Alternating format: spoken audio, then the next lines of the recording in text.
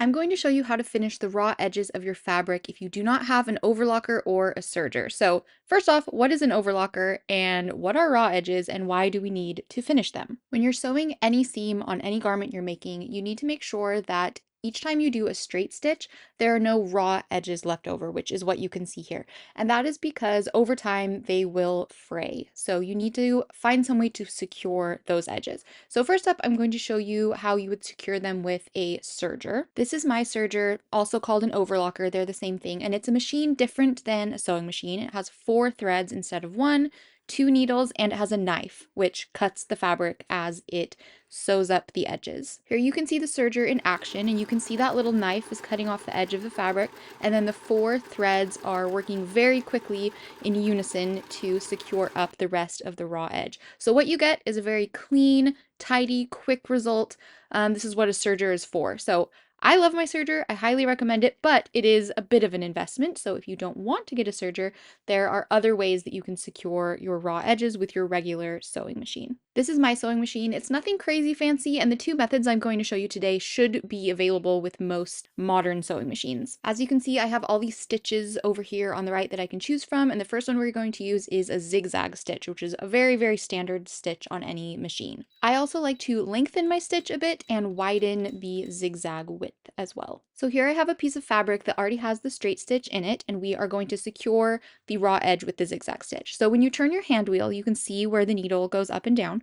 What you're going to do is place your fabric so that the far end of the zigzag, where you can see that needle going up and down, is going to be just off the side of your fabric. So here you can see I'm turning my hand wheel and I can see where the 2 points of the zigzag will be. One will be in the fabric and one will be just barely off of the fabric. So that once you start pushing on your foot pedal, your machine can kind of cruise through and zigzag stitch along the raw edge. This is what the final result looks like. The edge is secure, it's not really going to fray. It doesn't look quite as clean as the serger, which you can kind of see a side by side here, but it does the trick and that will work just fine if you only have a sewing machine. There's one other stitch I wanted to show you that might not be as standard on all machines, but I was surprised to see that mine had it. So stitch number 9, you can see here, is going to mimic an overlocker stitch, but the one thing I do have to swap out is my presser foot. So you can see here it tells you need presser foot G, which my standard presser foot for like a straight stitch or a zigzag is going to be labeled J, but I'm looking for the one labeled G, which looks like this.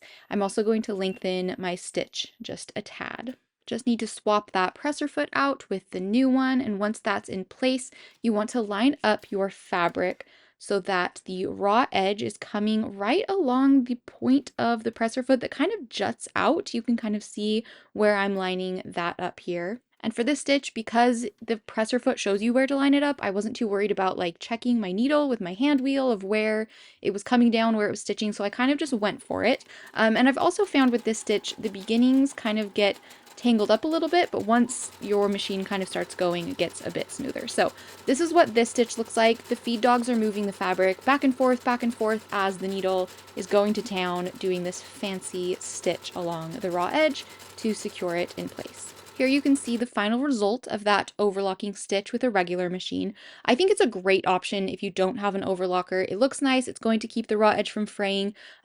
With a side-by-side comparison, you can see it is a bit wonkier than an overlocker would be, and it is quite a bit slower too. But again, I think it's a great option if that's what you're working with. And then for a third comparison, here is the zigzag stitch so that you can see all 3 together and kind of decide what you want to do. I love my serger. I'll link the one I have in the description, but you definitely don't need one, and hopefully this gave you some tips on how to finish your raw edges if you don't have one.